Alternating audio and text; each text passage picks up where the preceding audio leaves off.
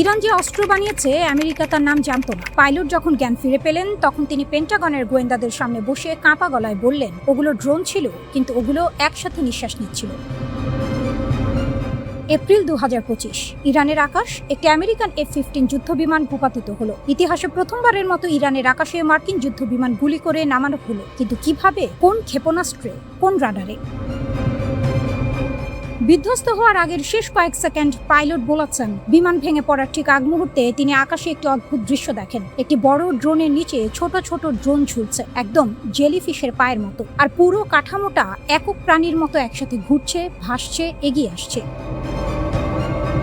প্রত্যক্ষদর্শী এক কর্মকর্তার ভাষায় ভিন গ্রহের কাণ্ড কারখানা। আরেকজন বললেন, আকাশের ড্রোনের মাইনফিল্ড। 4টি আলাদা গোয়েন্দা সূত্র এই বর্ণনা নিশ্চিত করেছে ড্রোনগুলো আলাদা আলাদা ছিল না, ওরা একে অপরের সঙ্গে যুক্ত হয়ে একটাই জীবন্ত কাঠামো তৈরি করেছিল। কারিগরি ভাষায় ওর নাম ওয়ান টু মেনি মেশড নেটওয়ার্কিং।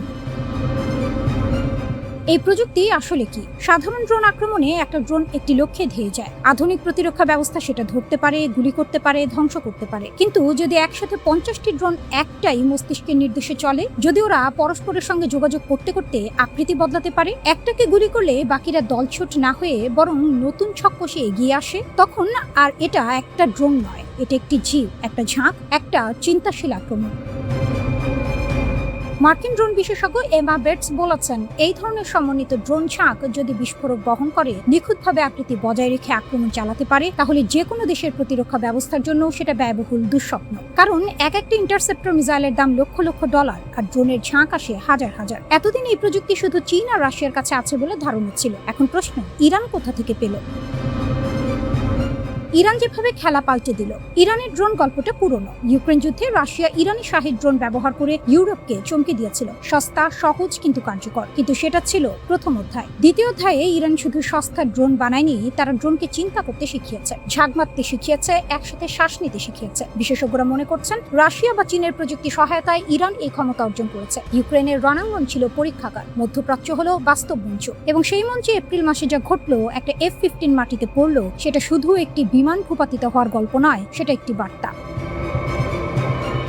পেন্টাগনের ভেতরে এখন কি চলছে? পাইলটের বর্ণনা দিয়ে খোদ মার্কিন গোয়েন্দা সংস্থার কর্মকর্তাদের মধ্যে দুটো দল তৈরি হয়েছে। একদল বলছে পাইলট সেদিন মাথায় কনকাশন পেয়েছিলেন, এটা তার দ্বিতীয়বার বিমান বিধ্বস্তের ঘটনা। আগেরবার কুয়েতি বাহিনীর ফ্রেন্ডলি ফায়ারে বিমান পড়েছিল। মানসিক ট্রমায় মানুষ অনেক কিছু দেখে যা আসলে থাকে না। আরেক দল বলছে 4টি স্বাধীন গোয়েন্দা সূত্র এই ঘটনা নিশ্চিত করেছে এটা এক পাইলটের হ্যালোসিনেশন নয়। মার্কিন এয়ারফোর্স বা সেন্ট্রাল কমান্ড এখনো আনুষ্ঠানিক কোনো মন্তব্য করেনি। সেই নীরবতাটাই সবচেয়ে জোরালো বক্তব্য।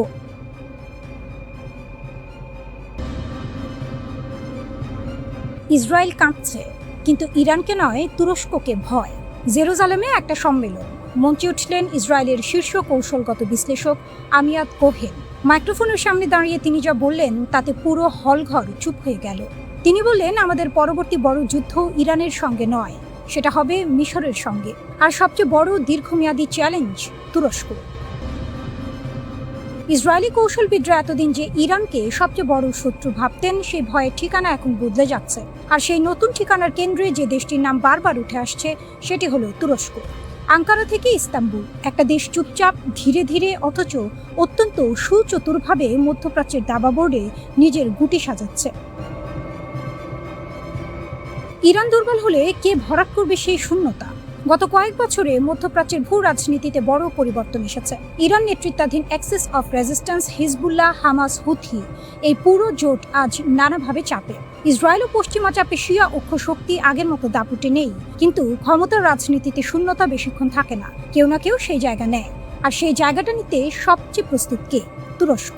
আমিয়াদ কোহিনের ভাষায়, কৌশলগত নজর এখন শিয়া শক্তি থেকে সরিয়ে সুন্নি রাজনৈতিক আন্দোলনের দিকে দেওয়ার সময় হয়েছে। এই সুন্নি শক্তির সবচেয়ে সংগঠিত এবং উচ্চাভিলাষী চেহারা তুরস্ক। তুরস্ক আসলে কি করছে? এরদোয়ানের তুরস্ক গত এক দশকে যা করেছে সেটা কোনো আকস্মিক উত্থান নয়, এটা সুচিন্তিত, ধৈর্যশীল এক মহাকৌশল। লিবিয়ায় সামরিক উপস্থিতি, সোমালিয়ায় প্রশিক্ষণ ঘাঁটি, সিরিয়ায় সরাসরি হস্তক্ষেপ, কাতারে স্থায়ী সামরিক বেস, গাজা সংকটে ফিলিস্তিনিদের পাশে দাঁড়িয়ে মুসলিম বিশ্বের নৈতিক মুখপাত্র হওয়ার চেষ্টা। আর কূটনীতিতে পশ্চিমের সঙ্গে ন্যাটো জোটে থেকেও রাশিয়া ও ইরানের সঙ্গে সমান্তরাল সম্পর্ক বজায় রাখা। এই দ্বৈত ভূমিকাটাই তুরস্ককে করে তুলেছে অপ্রতিরোধ্য এক খেলোয়াড়। তারা পশ্চিমের মিত্র, কিন্তু পশ্চিমের অনুগত নয়। তারা মুসলিম বিশ্বের নেতা হতে চায়, কিন্তু আরব রাজতন্ত্রের মতো চুপ থেকে নয়, সরব হয়ে। তুরস্কের পররাষ্ট্রমন্ত্রীর একটি বক্তব্য কোহেনকে বিশেষভাবে ভাবিয়েছে। আঙ্কারা স্পষ্ট করে দিচ্ছে মধ্যপ্রাচ্যে তাদের প্রভাব আরও বাড়বে। একসময় তুরস্ক ও ইসরায়েল ছিল মধ্যপ্রাচ্যের সবচেয়ে ঘনিষ্ঠ। সামরিক মহড়া হতো একসঙ্গে, গোয়েন্দা তথ্য ভাগ হতো, কিন্তু গাজা, জেরুজালেম, ফিলিস্তিন এই ইস্যুগুলো সেই সম্পর্ক ভেঙে দিয়েছে। এরদোয়ান প্রকাশ্যে ইসরায়েলকে সন্ত্রাসী রাষ্ট্র বলেছেন। কূটনৈতিক সম্পর্ক বারবার ঝুলন্ত হয়েছে, আর প্রতিটি গাজা অভিযানে তুরস্ক সবচেয়ে জোরালো প্রতিবাদী কণ্ঠস্বর হয়েছে। ইসরায়েলি কৌশলবিদরা এই বিবর্তনটা দেখছেন এবং প্রশ্ন করছেন, যে দেশটি এত বড় সেনাবাহিনী রাখে, ন্যাটোর দ্বিতীয় বৃহত্তম সামরিক শক্তি, আঞ্চলিক প্রভাব বাড়াচ্ছে প্রতিনিয়ত, সে যদি সম্পূর্ণ প্রতিপক্ষ হয়ে ওঠে, তাহলে সমীকরণ কোথায় গিয়ে দাঁড়াবে? ইসরায়েলের সাবেক গোয়েন্দা এজেন্ট জোনাথন পোলার্ড একই সুরে কথা বলেছেন। তিনি বলেছেন, ইরান পরবর্তী মধ্যপ্রাচ্যে তুরস্ক ও মিশর হবে ইসরায়েলের সবচেয়ে বড় চ্যালেঞ্জ। দুজন আলাদা বিশ্লেষক, আলাদা প্ল্যাটফর্ম, একই উপসংহার। ইসরায়েলের কৌশলগত চিন্তায় এখন তুরস্ক একটি স্থায়ী, গুরুতর অধ্যায় হয়ে উঠছে।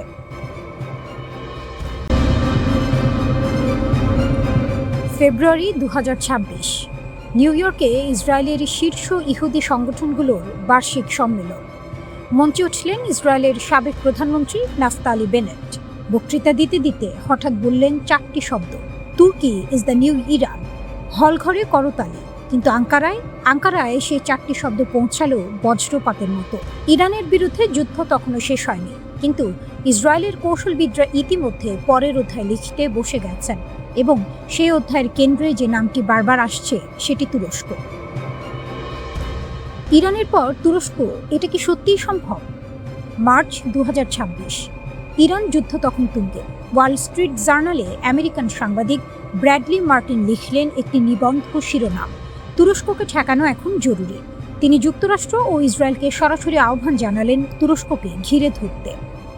একই সময়ে আমেরিকান এন্টারপ্রাইজ ইনস্টিটিউটের সিনিয়র ফেলো এবং সাবেক পেন্টাগন কর্মকর্তা মাইকেল রুবিন সরাসরি তুর্কি ভাষায় টুইট করলেন, 2036 সালে আঙ্কারা কি 2026 সালের তেহরানের মতো হবে? তারপর একটা নিবন্ধ লিখলেন, F-16 ধ্বংস করো, ইসরায়েল তুরস্কে প্রি-এম্পটিভ স্ট্রাইক চালাতে পারে।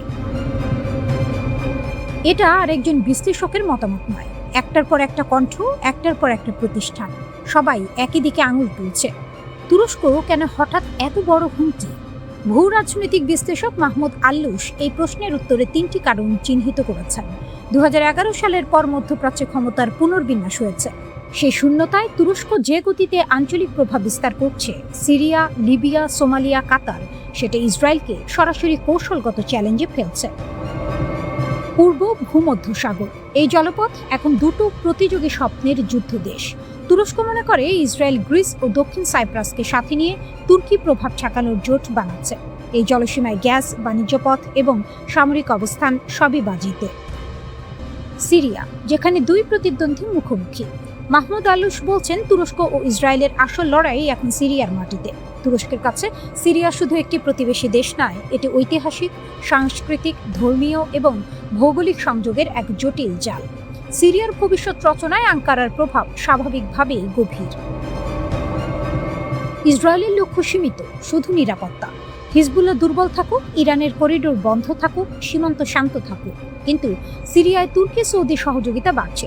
নতুন বাণিজ্য পথ তৈরি হচ্ছে, তুরস্ক থেকে সিরিয়া ও জর্ডান হয়ে উপসাগরীয় দেশগুলো পর্যন্ত।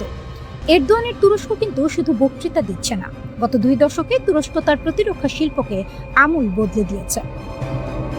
একসময় তুরস্ক পুরোপুরি আমেরিকান অস্ত্রের ওপর নির্ভরশীল ছিল।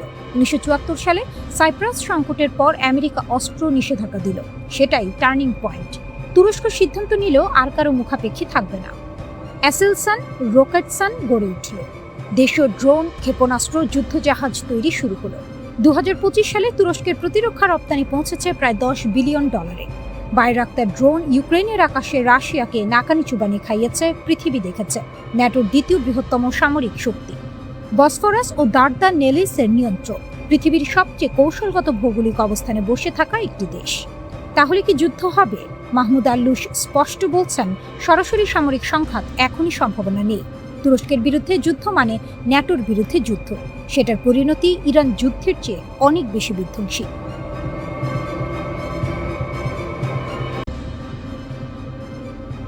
দীর্ঘ ৪৭ বছরের পুঞ্জীভূত ঘৃণা আর শত্রুতা কি মাত্র ২১ ঘন্টার আলোচনায় মুছে ফেলা সম্ভব? উত্তরটি এখন স্পষ্ট, না। ইসলামাবাদের বিলাসবহুল হোটেলের রুদ্ধদ্বার কক্ষে মার্কিন যুক্তরাষ্ট্র এবং ইরানের মধ্যে যে ম্যারাথন বৈঠক চলল তা শেষ পর্যন্ত কোনো সমাধান ছাড়াই ভেঙে গেছে। একসময়ের দীর্ঘ রাজনৈতিক ট্যাবুর অবসান ঘটিয়ে দুই দেশ মুখোমুখি বসলেও অবিশ্বাসের পাহাড় ডিঙানো সম্ভব হয়নি। এখন বড় প্রশ্ন হচ্ছে, এরপর কি? ২ সপ্তাহ ব্যাপী যে ভঙ্গুর যুদ্ধবিরতি বিশ্বকে এক ভয়াবহ ধ্বংসলীলা থেকে রক্ষা করেছিল, তার ভবিষ্যৎ এখন কি? সূর্যোদয়ের সাথে সাথে মার্কিন ভাইস প্রেসিডেন্ট জেডি ভ্যান্স যখন তার বিমানে চড়ছিলেন, তার কণ্ঠে ছিল চরম হুঁশিয়ারি। তিনি সাফ জানিয়ে দিয়েছেন, আমেরিকা তাদের সর্বশেষ এবং সর্বোত্তম প্রস্তাব টেবিলে রেখে এসেছে। এরপর আর কোনো ছাড় দেওয়ার সুযোগ নেই। এই আলোচনার অন্যতম প্রধান লক্ষ্য ছিল ইরানের পারমাণবিক কর্মসূচিকে চিরতরে থামিয়ে দেয়া। ভ্যান্সের ভাষায়, ইরানকে লিখিত প্রতিশ্রুতি দিতে হবে যে তারা কোনোদিন পারমাণবিক অস্ত্র তৈরি করবে না। অন্যদিকে ইরানও পিছিয়ে নেই। ফেব্রুয়ারির আগের দফার আলোচনায় তারা কিছুটা নমনীয় হওয়ার ইঙ্গিত দিয়েছিল। ৬০% সমৃদ্ধ ইউরেনিয়ামের মজুদ কমিয়ে আনার প্রস্তাবও ছিল টেবিলে। কিন্তু বর্তমান যুদ্ধে নিজেদের জয়ী মনে করা ইরান এখন তাদের সার্বভৌমত্বের অধিকার হিসেবে ইউরেনিয়াম সমৃদ্ধকরণ চালিয়ে যেতে বদ্ধপরিকর। বিশেষ করে গত বছর মার্কিন এবং ইসরায়েলের বিমান হামলায় ধ্বংসস্তূপের নিচে চাপা পড়া তাদের পরমাণু স্থাপনাগুলো নিয়ে তারা কোনো আপোষ করতে রাজি নয়। এই যুদ্ধের সবচেয়ে বড় মরণফাঁদ হয়ে দাঁড়িয়েছে স্ট্রেইট অফ হরমুজ বা হরমুজ প্রণালী।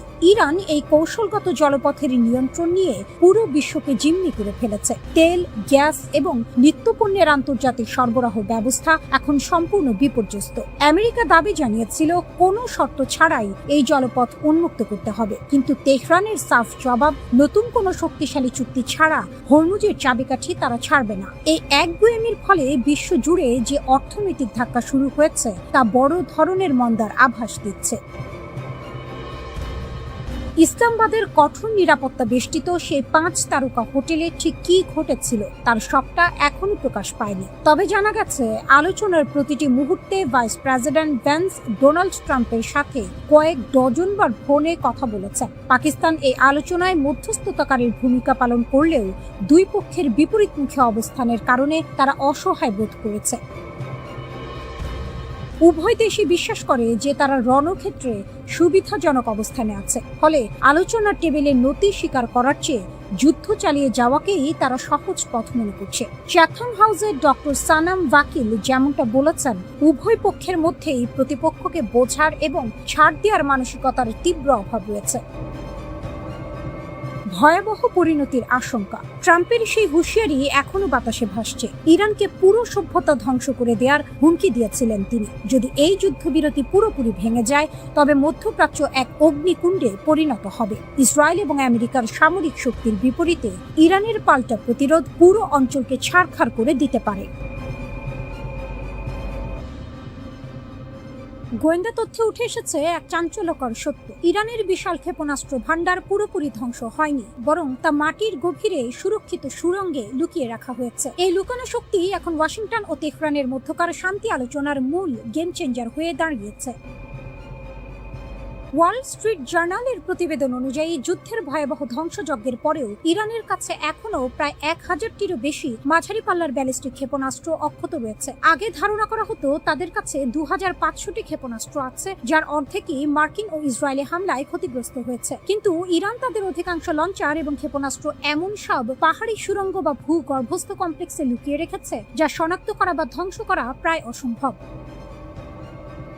মার্কিন কর্মকর্তাদের মতে, এই সুপ্ত শক্তি যে কোনো মুহূর্তে যুদ্ধের মোড় ঘুরিয়ে দিতে পারে। ইরান কৌশলে তাদের এই অস্ত্রগুলোকে লুকিয়ে রেখেছে যেন ভবিষ্যতের কোনো সংকটে এগুলোকে মুহূর্তের মধ্যে সক্রিয় করা যায়।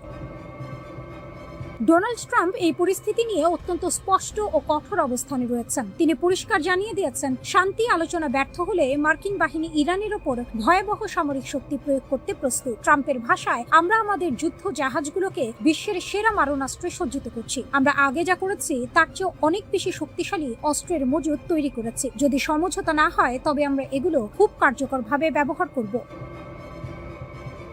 এদিকে পেন্টাগনের ভেতরেও কিছুটা মতভেদ দেখা দিচ্ছে। একদিকে কমান্ডাররা দাবি করছেন যে হাজার হাজার মিসাইল হামলা চালিয়ে তারা ইরানের প্রতিরক্ষা ব্যবস্থাকে পঙ্গু করে দিয়েছেন। অন্যদিকে অনেক সামরিক বিশ্লেষক সতর্ক করে বলছেন যে ইরানকে খাটো করে দেখা হবে বড় ভুল। ইরান বহু বছর ধরে এই ধরনের যুদ্ধের প্রস্তুতি নিয়ে রেখেছে, তাই তাদের সামরিক সক্ষমতা পুনর্গঠন করার ক্ষমতা যুক্তরাষ্ট্রের ধারণার চেয়ে অনেক বেশি দ্রুত। শান্তি আলোচনার এই টেবিলে এখন প্রধান ইস্যু হলো পারমাণবিক কর্মসূচি এবং হরমুজ প্রণালী। ট্রাম্পের শর্ত স্পষ্ট। প্রথমত, ইরানকে যে কোনো মূল্যে পারমাণবিক অস্ত্র ত্যাগ করতে হবে। দ্বিতীয়ত, আন্তর্জাতিক বাণিজ্যের লাইফলাইন হিসেবে পরিচিত হরমুজ প্রণালীকে উন্মুক্ত করতে হবে। ট্রাম্পের মতে পরমাণু অস্ত্র না থাকাই হলো সমঝোতার ৯৯%, আর প্রণালী উন্মুক্ত করা নিয়ে কোনো আপোষ নেই, কারণ বিশ্ব অর্থনীতি এর ওপর দাঁড়িয়ে আছে। কিন্তু ইরানের জন্য এই আলোচনা সহজ নয়। তারা দীর্ঘ সময় ধরে চলা অর্থনৈতিক নিষেধাজ্ঞার অবসান চায়, যা তাদের অর্থনীতিকে পঙ্গু করে দিয়েছে। এই নিষেধাজ্ঞার মুক্তি এখন তাদের কাছে প্রধান দাবার চাল। তবে ট্রাম্পের হুঙ্কার হলো তেহরান যদি চুক্তিতে না আসে তবে তাদের জন্য সামনে অপেক্ষা করছে ধ্বংসের নতুন অধ্যায়। বর্তমান পরিস্থিতি এমন এক বিন্দুতে পৌঁছেছে যেখানে শান্তি এবং যুদ্ধের ব্যবধান খুব সামান্য। ওয়াশিংটন চাইছে এই বিরতির সুযোগে ইরানকে নিরস্ত্রীকরণ করতে, আর তেহরান চাইছে যুদ্ধের ক্ষত কাটিয়ে নতুন করে সংগঠিত হতে। দুই পক্ষের এই লুকোচুরি এবং শক্তির প্রদর্শন মধ্যপ্রাচ্যকে এক মহা বিপর্যয়ের দ্বারপ্রান্তে ঠেলে দিয়েছে। বিশ্ববাসী এখন রুদ্ধশ্বাস অপেক্ষায় আছে। ৪১ দিনে ইরান তার সামরিক শক্তির এক অভাবনীয় ও বিধ্বংসী রূপ প্রদর্শন করেছে। আন্তর্জাতিক গণমাধ্যম আনাদোলু এজেন্সির সংগৃহীত তথ্যানুযায়ী এই সংক্ষিপ্ত সময়ের ব্যবধানে ইরান ৭টি আরব দেশকে লক্ষ্য করে মোট ৬,৪১৩টি ক্ষেপণাস্ত্র ও ড্রোন নিক্ষেপ করেছে। এই সংঘাত কেবল ইরান এবং ইসরায়েল যুক্তরাষ্ট্রের মধ্যে সীমাবদ্ধ থাকেনি, বরং এর আঁচ ছড়িয়ে পড়েছে পুরো উপসাগরীয় অঞ্চলে। ইরানের এই ব্যাপক হামলার প্রধান লক্ষ্যবস্তু ছিল মধ্যপ্রাচ্যে অবস্থিত মার্কিন সামরিক ঘাঁটি এবং ওয়াশিংটনের আঞ্চলিক মিত্র দেশগুলো। ৪১ দিনের এই সামগ্রিক হিসাবে দেখা যাচ্ছে সবচেয়ে বেশি হামলার শিকার হয়েছে সংযুক্ত আরব আমিরাত, যেখানে অন্তত ২,২৫৬টি ড্রোন এবং ৫৬৩টি ক্ষেপণাস্ত্র ছোড়া হয়েছে। গত ৭ এপ্রিল পাকিস্তানের মধ্যস্থতায় যুক্তরাষ্ট্র ও ইরানের মধ্যে ২ সপ্তাহের একটি যুদ্ধবিরতি ঘোষিত হয়। মার্কিন প্রেসিডেন্ট ডোনাল্ড ট্রাম্প এই যুদ্ধবিরতি ঘোষণা করে জানান যে ইরান একটি কার্যকর ১০ দফা প্রস্তাব দিয়েছে। তবে আশ্চর্যের বিষয় হলো এই যুদ্ধবিরতির প্রথম ২ দিনেও হামলার ঘটনা থেমে থাকেনি। বুধবার অর্থাৎ যুদ্ধবিরতির প্রথম দিনেও ইরান ১৪১টি ক্ষেপণাস্ত্র ও ড্রোন নিক্ষেপ করেছে বলে অভিযোগ উঠেছে।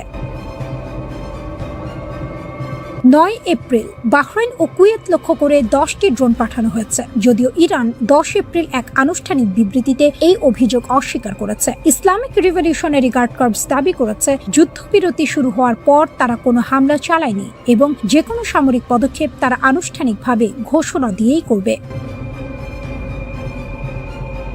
আরব দেশগুলোর ক্ষয়ক্ষতির খতিয়ান ৪১ দিনের এই ছায়াযুদ্ধে আরব দেশগুলোর আকাশ প্রতিরক্ষা ব্যবস্থা চরম পরীক্ষার সম্মুখীন হয়েছে। হামলার তীব্রতা বিশ্লেষণ করলে দেখা যায় সংযুক্ত আরব আমিরাত ৫৩৭টি ব্যালিস্টিক ক্ষেপণাস্ত্র সহ মোট ৫৬৩টি ক্ষেপণাস্ত্র এবং ২,২৫৬টি ড্রোন মোকাবিলা করেছে।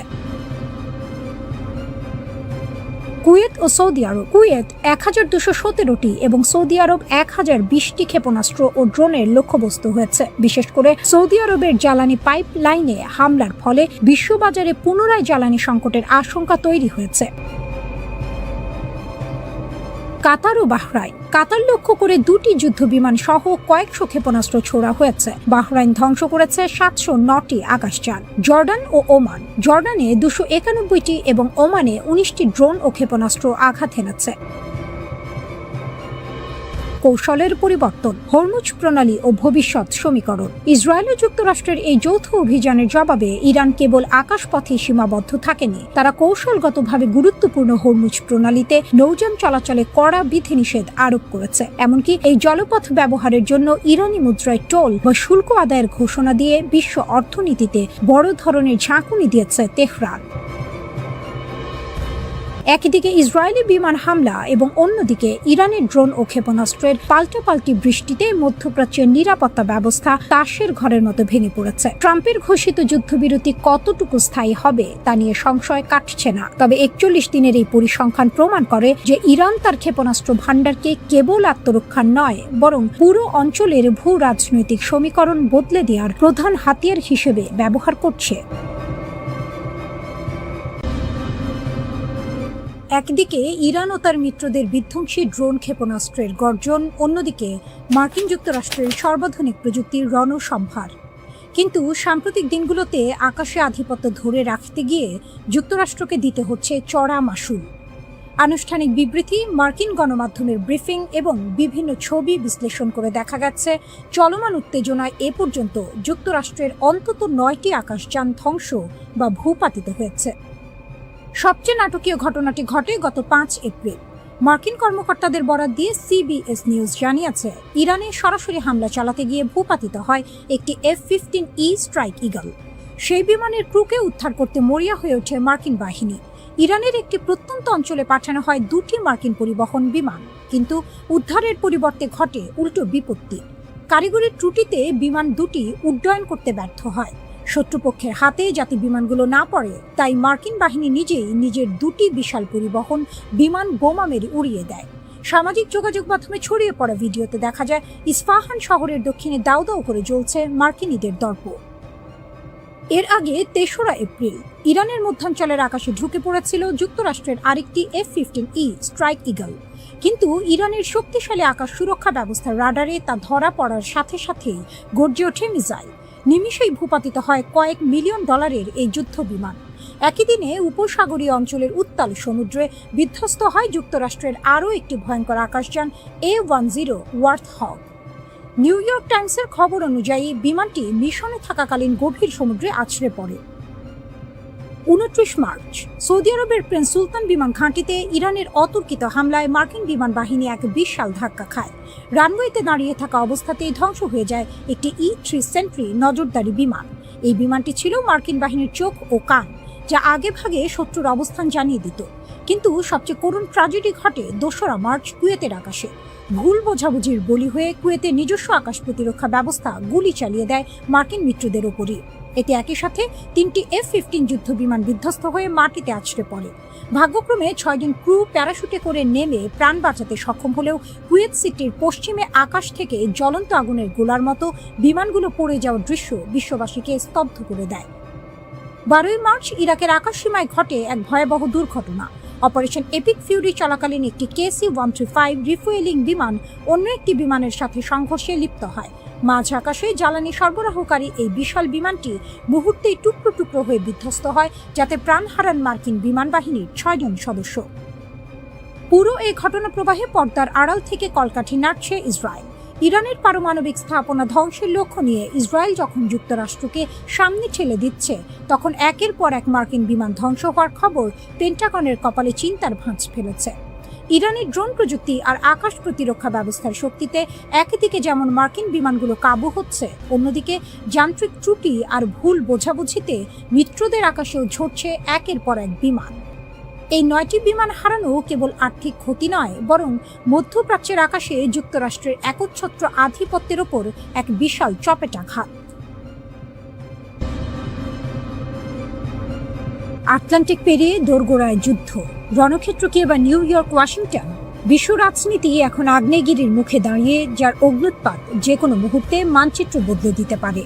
গত কয়েক দশকের ছায়াযুদ্ধ ও স্নায়ুযুদ্ধ পেছনে ফেলে আমেরিকা এবং ইরান এখন সরাসরি এক মহাপ্রলয়ের মুখোমুখি। মার্কিন প্রেসিডেন্ট ডোনাল্ড ট্রাম্পের সাম্প্রতিক নরকের স্বাদ দেখানোর হুমকির পর তেহরানের পাল্টা হুঁশিয়ারি বিশ্ববাসীকে স্তব্ধ করে দিয়েছে। এবার সংঘাত কেবল মধ্যপ্রাচ্যের মরুভূমিতে সীমাবদ্ধ নেই। ইরানের নিশানায় সরাসরি আমেরিকার মূল ভূখণ্ড, ওয়াশিংটন ডিসি, নিউ ইয়র্ক এবং লস অ্যাঞ্জেলসের মতো মহানগরীগুলো। ট্রাম্পের আলটিমেটাম, ব্রিজ ও পাওয়ার প্ল্যান্ট ডে। ঘটনার সূত্রপাত গত 5 এপ্রিল, যখন ট্রাম্প তার সোশ্যাল মিডিয়া প্ল্যাটফর্মে এক নজিরবিহীন আলটিমেটাম জারি করেন। তিনি সাফ জানিয়ে দিয়েছেন, 7 এপ্রিলের মধ্যে ইরান যদি আন্তর্জাতিক বাণিজ্যের ধমনী হিসেবে পরিচিত হরমুজ প্রণালী থেকে অবরোধ প্রত্যাহার না করে, তবে মার্কিন বিমান বাহিনী ইরানের মেরুদণ্ড ভেঙে দেবে। ট্রাম্পের ভাষায় মঙ্গলবার হবে ইরানের বিদ্যুৎ কেন্দ্র ও ব্রিজ ধ্বংসের দিন। তোমরা যদি সেই পাগলামি বন্ধ না করো তবে নরকের আগুনে জ্বলতে হবে। এই হুমকি কেবল কূটনৈতিক চাপ নয়, বরং এক সরাসরি যুদ্ধের ঘোষণা হিসেবে দেখছে আন্তর্জাতিক মহল। ট্রাম্পের এই আক্রমণাত্মক অবস্থান মধ্যপ্রাচ্যে দীর্ঘস্থায়ী মার্কিন আধিপত্য বজায় রাখার শেষ চেষ্টা বলেই মনে করছেন বিশ্লেষকরা। ট্রাম্পের হুমকির জবাবে ইরান যে প্রতিক্রিয়া দেখিয়েছে তা ওয়াশিংটনের কপালে চিন্তার ভাঁজ বাড়িয়ে দিয়েছে। ইরানি সামরিক কমান্ডার আলী আবদাহি আলিয়াবাদী ট্রাম্পের বক্তব্যকে বেপরোয়া এবং হতাশাগ্রস্ত এক ব্যক্তির প্রলাপ বলে অভিহিত করেছেন। কিন্তু তেহরানের রাজপথের চিত্র বলছে অন্য কথা। এনকালব স্কোয়ারে বিশাল বিলবোর্ডে মার্কিন যুদ্ধজাহাজকে মাছ ধরার জালে আটকে ফেলার প্রতীকী ছবি যুদ্ধের উন্মাদনাকে আরো উস্কে দিচ্ছে। ইরান এবার ইঙ্গিত দিচ্ছে অপ্রতিসম যুদ্ধের, যেখানে সাইবার হামলা থেকে শুরু করে আমেরিকার ভেতরে গোপন নেটওয়ার্কের মাধ্যমে অস্থিরতা তৈরির পরিকল্পনা রয়েছে তাদের। জ্বালানি যুদ্ধ ও বৈশ্বিক অর্থনীতির নাভিশ্বাস, এই সংঘাতের সবচেয়ে বড় শিকার হতে যাচ্ছে বিশ্ব অর্থনীতি। হরমুজ প্রণালী বন্ধ থাকায় ইতোমধ্যে জ্বালানি তেলের বাজারে আগুন লেগেছে। এর ওপর ইরান যদি বাব আল মানদেব প্রণালীও বন্ধ করে দেয় তবে বিশ্ব বাণিজ্যের প্রায় 14% অচল হয়ে পড়বে। ইউরোপ ও এশিয়ার সাপ্লাই চেইন ভেঙে পড়ার উপক্রম হয়েছে। সাধারণ মানুষ এখন কেবল যুদ্ধের আশঙ্কায় নয়, বরং মুদ্রাস্ফীতি আর অভাবের আতঙ্কেও দিন কাটাচ্ছে। মার্কিন প্রতিরক্ষা সচিব পিট হেগসেথের বক্তব্য পরিস্থিতিকে আরো ঘোলাটে করেছে। তিনি কূটনৈতিক আলোচনার চেয়ে সামরিক শক্তির উপরই বেশি জোর দিচ্ছেন। হেগসেথের সাফ কথা, প্রয়োজনে আমরা বোমার মাধ্যমে আলোচনা চালিয়ে যাব। অন্যদিকে ইরান আংশিক সমঝোতায় রাজি নয়। তাদের দাবি স্পষ্ট, এতদিনের অর্থনৈতিক ক্ষতির পূর্ণ ক্ষতিপূরণ এবং মধ্যপ্রাচ্য থেকে মার্কিন সামরিক বাহিনীর চিরস্থায়ী প্রস্থান। বহু বছরের শক্ত বন্ধন সৌদি আরব ও যুক্তরাষ্ট্রের সম্পর্ক এখন দুলছে অনিশ্চয়তার কিনারায়। একসময় যারা ছিল একে অপরের নির্ভরতা, আজ তাদের মধ্যেই দেখা যাচ্ছে অবিশ্বাস, ক্ষোভ আর চাপা উত্তেজনার বিস্ফোরণ।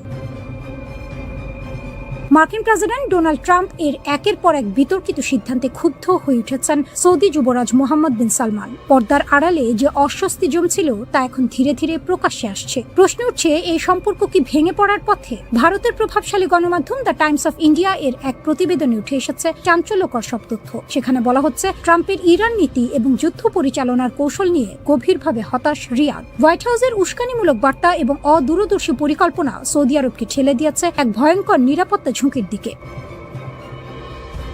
বিশেষ করে ইরানের জ্বালানি স্থাপনা ও বিদ্যুৎ কেন্দ্রে হামলার যে হুমকি ট্রাম্প দিয়েছেন তা সৌদি কর্মকর্তাদের ভেতরে আতঙ্ক ছড়িয়ে দিয়েছে। কারণ তারা জানে ইরান চুপ করে বসে থাকবে না। যদি পাল্টে আঘাত আসে তবে তা সরাসরি আঘাত হানতে পারে সৌদি তেলের স্থাপনা বা পানি বিশুদ্ধকরণ প্রকল্পে। আর তখন শুধু সৌদি আরব নয়, পুরো মধ্যপ্রাচ্য জ্বলবে আগুনে।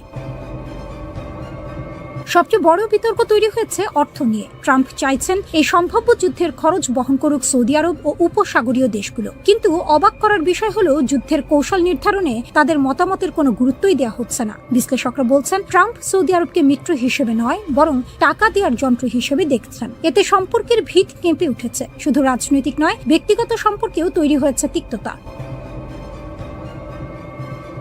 সম্প্রতি ট্রাম্প এক বক্তব্যে যুবরাজ মোহাম্মদ বিন সালমানকে নিয়ে কুরুচিপূর্ণ মন্তব্য করেন, যা বিশ্বজুড়ে সমালোচনার ঝড় তোলে। সেই মন্তব্য রিয়াদের রাজপ্রাসাদে অপমান হিসেবে দেখা হয়েছে। এরপর থেকেই দুই দেশের মধ্যে দূরত্ব আরও বেড়েছে। এই উত্তেজনার কেন্দ্রবিন্দুতে রয়েছে ইরান, আর এর প্রভাব সরাসরি পড়ছে ইসরায়েলের নিরাপত্তা হিসাবেও। কারণ যদি সৌদি আমেরিকা সম্পর্ক দুর্বল হয়ে পড়ে তাহলে আঞ্চলিক শক্তির ভারসাম্য বদলে যেতে পারে, আর সেই পরিবর্তন ইসরায়েলের জন্য নতুন ঝুঁকি তৈরি করতে পারে। সবচেয়ে ভয়ঙ্কর আশঙ্কা হলো যদি হরমুজ প্রণালী বা বাব আল মানদেব প্রণালী বন্ধ হয়ে যায়। এই দুটি পথ দিয়ে বিশ্বের বিশাল অংশের জ্বালানি সরবরাহ হয়। এগুলো বন্ধ হয়ে গেলে বিশ্বজুড়ে তেলের দাম আকাশ ছোঁয়া হবে, খাদ্য সংকট দেখা দেবে, আর অর্থনীতি পড়বে ভয়াবহ চাপে। এই বাস্তবতা বুঝেই সৌদি আরব এখন বিকল্প পথ খুঁজছে। তারা রাশিয়া, চীন, তুরস্ক, মিশর এবং পাকিস্তানের সঙ্গে নতুন সম্পর্ক গড়ে তোলার চেষ্টা করছে। এটি শুধু কূটনৈতিক পরিবর্তন নয়, বরং এক বড় কৌশলগত মোড়, যা ভবিষ্যতের বিশ্ব রাজনীতিকে বদলে দিতে পারে। এখন প্রশ্ন একটাই, এই উত্তেজনা কোথায় গিয়ে থামবে? ট্রাম্পের একগুঁয়ে অবস্থান আর এমবিএস এর ক্রমবর্ধমান অসন্তোষ কি নতুন কোনো বড় সংঘাতের জন্ম দেবে? যুক্তরাষ্ট্রের সম্ভাব্য স্থল অভিযান নিয়ে যখন উত্তেজনা তুঙ্গে, তখন রাশিয়ার দিক থেকেও নতুন সংকেত পরিস্থিতিকে আরো জটিল করে তুলছে। খবর পাওয়া যাচ্ছে রাশিয়ার চেচেন ঘনিষ্ঠ সামরিক ইউনিটগুলো ইরানের পক্ষে যুদ্ধে নামার প্রস্তুতি নিচ্ছে। এই ঘোষণা শুধু সামরিক নয়, বরং আদর্শিক যুদ্ধের বার্তাও বহন করছে, যা পুরো অঞ্চলকে বড় ধরনের সংঘর্ষের দিকে ঠেলে দিতে পারে। ইরান ইতিমধ্যে সতর্ক করেছে, যুক্তরাষ্ট্র যদি সরাসরি স্থল আক্রমণে যায় তবে তার জবাব হবে অত্যন্ত কঠোর। এর মধ্যেই চেচেন বাহিনীর পক্ষ থেকে ইঙ্গিত এসেছে যে তারা ইরানকে সমর্থন করতে প্রস্তুত। এই বাহিনী নিজেদের অবস্থানকে ধর্মীয় যুদ্ধ হিসাবে ব্যাখ্যা করছে এবং এটিকে ভালো বনাম মন্দের লড়াই বলে তুলে ধরছে। ফলে যুদ্ধের চরিত্র এখন শুধু ভূ রাজনৈতিক নয়, বরং আদর্শিক ও আবেগঘন হয়ে উঠছে।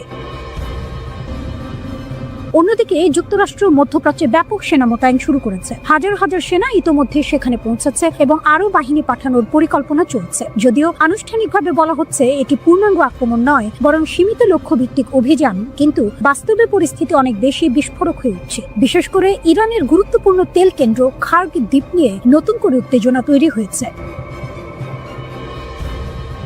এই দ্বীপটি ইরানের তেল রপ্তানির প্রায় পুরোটা নিয়ন্ত্রণ করে, তাই এটি দখল করার পরিকল্পনা বাস্তবায়িত হলে ইরানের অর্থনীতিতে মারাত্মক আঘাত লাগবে। যুক্তরাষ্ট্রের পক্ষ থেকে এমন ইঙ্গিত দেওয়া হয়েছে যে তারা চাইলে খুব সহজেই এই দ্বীপ দখল করতে পারে। তবে বিশ্লেষকরা সতর্ক করে বলছেন, এই ধরনের পদক্ষেপ সরাসরি যুদ্ধকে আরো বড় আকারে নিয়ে যাবে এবং এতে বহু প্রাণহানির আশঙ্কা রয়েছে। ইরান অভিযোগ করেছে যুক্তরাষ্ট্র ও ইসরায়েল আঞ্চলিক দেশগুলোর ঘাঁটি ব্যবহার করে তাদের উপর হামলা চালাচ্ছে। তারা প্রতিবেশী দেশগুলোর প্রতি আহ্বান জানিয়েছে যেন তারা নিজেদের ভূখণ্ড এই ধরনের হামলার জন্য ব্যবহার করতে না দেয়। একই সঙ্গে ইরান স্পষ্টভাবে জানিয়েছে তাদের উপর যেখান থেকে হামলা হোক না কেন, তারা সেই উৎস লক্ষ্য করে পাল্টা আঘাত হানবে। এদিকে কূটনৈতিকভাবে সমাধানের চেষ্টা চললেও তা খুব একটা সফল হচ্ছে না। যুক্তরাষ্ট্রের প্রস্তাবকে ইরান অযৌক্তিক ও অবাস্তব বলে প্রত্যাখ্যান করেছে। ফলে আলোচনার পথ কার্যত বন্ধ হয়ে যাচ্ছে এবং সামরিক উত্তেজনা আরো বাড়ছে।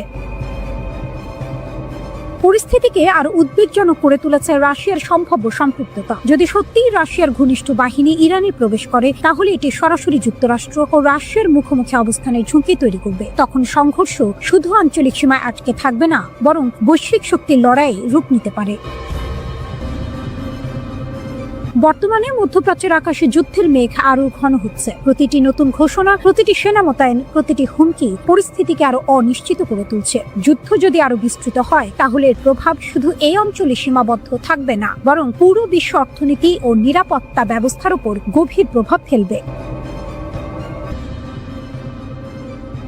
হঠাৎ আকাশে আতঙ্ক। মার্কিন প্রেসিডেন্টের বিমান ঠিক তখন মাটিতে দাঁড়িয়ে, আর তার কাছে রহস্যময় ড্রোনের উপস্থিতি। এক মুহূর্তে নিরাপত্তা ব্যবস্থা তোলপাড়। ফ্লোরিডার পাম বিচ, তারিখ 29 মার্চ। প্রেসিডেন্ট ডোনাল্ড ট্রাম্প তখন তার বিশেষ বিমানে অবস্থান করছেন। ঠিক সেই সময়ে বিমানবন্দরের সীমার কাছে একটি ড্রোন দেখা যায়। সঙ্গে সঙ্গে থেমে যায় সব কার্যক্রম। উড্ডয়ন বন্ধ, অবতরণ বন্ধ, চারদিকে শুধু সতর্কতা। মুহূর্তের মধ্যে আকাশে উঠে যায় যুদ্ধ বিমান। হেলিকপ্টার ঘুরতে থাকে বারবার, লক্ষ্য একটাই, এই অজানা হুমকি কোথা থেকে এলো। প্রাথমিক প্রতিবেদনে বলা হয় ড্রোনটি খুব কাছাকাছি চলে এসেছিল। এমন পরিস্থিতিতে নিয়ম অনুযায়ী নিরাপত্তা ব্যবস্থা সক্রিয় করা হয়। বিমানবন্দরের চারপাশের আকাশসীমা কঠোরভাবে নিয়ন্ত্রণে নেওয়া হয়। যাত্রীদের জানানো হয় সব কার্যক্রম সাময়িকভাবে বন্ধ।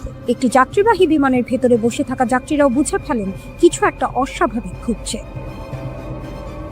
কিন্তু এরপর আসে ভিন্ন সুর। মার্কিন গোপন নিরাপত্তা সংস্থা জানায় প্রেসিডেন্ট বা তার বিমান কোনো বাস্তব হুমকির মুখে ছিল না। তাদের দাবি, হেলিকপ্টারগুলো আগেই নির্ধারিত পরিকল্পনা অনুযায়ী উঠছিল। এটি কোনো জরুরি প্রতিক্রিয়া ছিল না। তবুও প্রশ্ন থেকে যায়, তাহলে এত বড় সতর্কতা কেন? এরই মধ্যে আরেকটি ঘটনা ঘটে। একটি বেসামরিক বিমান নিষিদ্ধ আকাশসীমায় ঢুকে পড়ে। সঙ্গে সঙ্গে যুদ্ধ বিমান সেটিকে ঘিরে ফেলে। সংকেত হিসেবে আকাশে আগুনের রেখা ছোড়া হয়। পরে সেটিকে নিরাপদ এলাকা থেকে বের করে দেওয়া হয়। এই দুটি ঘটনার মধ্যে কোনো সম্পর্ক আছে কিনা তা এখনো স্পষ্ট নয়, কিন্তু পুরো ঘটনাটিকে আরো ভয়ঙ্কর করে তুলেছে সাম্প্রতিক গোয়েন্দা সতর্কতা। তথ্য বলছে ইরান যুক্তরাষ্ট্রের ভেতরে ড্রোন হামলার পরিকল্পনা করতে পারে। বিশেষ করে ক্যালিফোর্নিয়ার গুরুত্বপূর্ণ স্থাপনাগুলো লক্ষ্য হতে পারে। এমনকি সমুদ্রের মাঝখানে থাকা কোনো জাহাজ থেকে ড্রোন উড়িয়ে হামলার কৌশলও বিবেচনায় রয়েছে। এই পরিকল্পনা সফল হলে তা শনাক্ত করা কঠিন হবে, কারণ এটি প্রচলিত নজরদারি ব্যবস্থার বাইরে থেকে আঘাত হানতে পারে। গোয়েন্দা সংস্থার মতে এটি হতে পারে প্রতিশোধমূলক কৌশল, কারণ যুক্তরাষ্ট্র ও ইসরায়েলের যৌথ হামলার পর থেকেই উত্তেজনা চরমে উঠেছে। সেই হামলায় ইরানের সর্বোচ্চ নেতার মৃত্যু হয়েছে। এরপর তার উত্তরসূরি ক্ষমতায় এসে প্রতিশোধের অভিযান আরও তীব্র করেছেন। একের পর এক ক্ষেপণাস্ত্র ও ড্রোন হামলা চালানো হচ্ছে। এমনকি সাম্প্রতিক হামলাগুলোতে ব্যবহৃত বিস্ফোরকের ওজনও বেড়েছে, আগের চেয়ে প্রায় দ্বিগুণ শক্তিশালী আঘাত। এই পরিস্থিতিতে যুক্তরাষ্ট্রের ভেতরেও বাড়ছে ভয়, বিশেষ করে ঘুমন্ত নেটওয়ার্ক নিয়ে। বলা হচ্ছে দেশের ভেতরে লুকিয়ে থাকা গোপন সদস্যরা যে কোনো সময় হামলা চালাতে পারে। প্রেসিডেন্ট ট্রাম্প নিজেও স্বীকার করেছেন তিনি এই বিষয়টি জানেন। তার দাবি তারা এসব নজরে রেখেছেন। কিন্তু বাস্তবতা হলো এই ভয় এখন মানুষের মনে ঢুকে গেছে। এর সঙ্গে যুক্ত হয়েছে নতুন এক আশঙ্কা। রাশিয়ার মতো কৌশল ব্যবহার করে বাণিজ্যিক জাহাজের আড়ালে ড্রোন লুকিয়ে রাখা হতে পারে। আন্তর্জাতিক পানিতে থেকে সেগুলো ছেড়ে দেওয়া হতে পারে। এতে করে যুদ্ধের সীমানা ভেঙে যাচ্ছে। মধ্যপ্রাচ্যের সংঘাত যেন ধীরে ধীরে ছড়িয়ে পড়ছে যুক্তরাষ্ট্রের দরজায়। পাম বিচের সেই ড্রোনকে কেবল একটি সতর্ক সংকেত ছিল। গোপন শক্তির জোট, যেভাবে চীন ও রাশিয়া নীরবে ইরানকে শক্তিশালী করছে। মধ্যপ্রাচ্যের আকাশে এখন শুধু ক্ষেপণাস্ত্রের শব্দ নেই, নীরব এক প্রযুক্তির যুদ্ধও চলছে।